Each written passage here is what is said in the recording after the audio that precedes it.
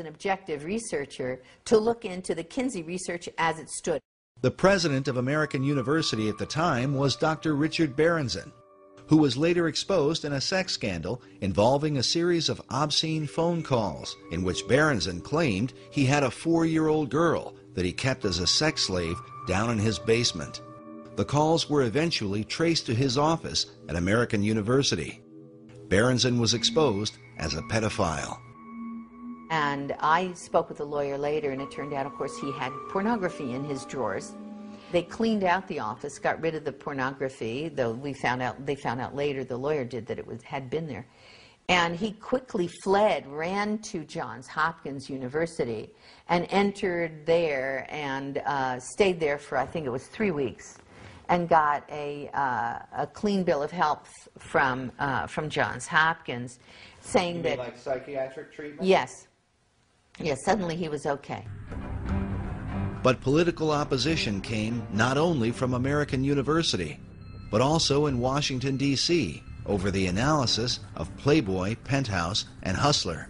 As a result, Dr. Reisman was forced to publish her report independently. The FBI and 7-Eleven took notice, as we mentioned earlier, and that's when the soft porn giants fought back.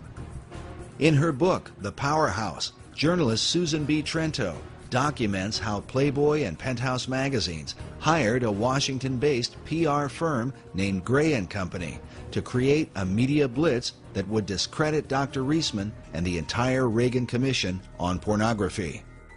She writes that dealing with Judith Reisman was not difficult. Since Reisman was without political savvy and lacked allies, she made a most appealing target for discrediting. Trento says that Gray & Company charged between $50,000 and $75,000 per month for the campaign against Dr. Reisman, and that for this particular account, much of the cost was borne by Playboy. Penthouse also provided funding. Because of the controversy, it would be a decade later before Dr. Reisman's research would be officially embraced by the Department of Justice.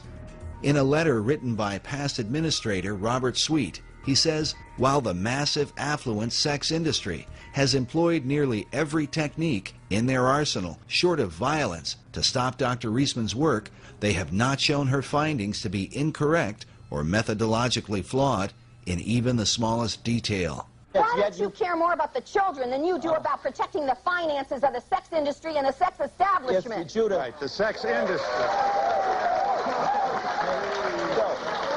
Tell me about this sex industry.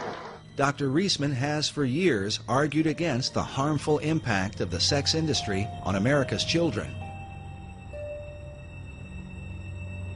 Many of the PhDs who teach in our universities have not only been associated with the Journal of Pedophilia, but have also served as the board members for pornographic magazines like Penthouse Forum. These are the people who have designed the programs for sex education in America. Because Kinsey chose to define the pain and suffering of abused children as orgasm, he then argued that children were sexual from birth and should be taught about having sex as soon as possible. While most who promote the programs probably don't know it, this thinking is what lies behind the idea of teaching sex education to kindergartners. I remember him using this in his campaign against me, saying Barack Obama supports teaching sex education to kindergartners. And, you know, which I didn't know what to tell him.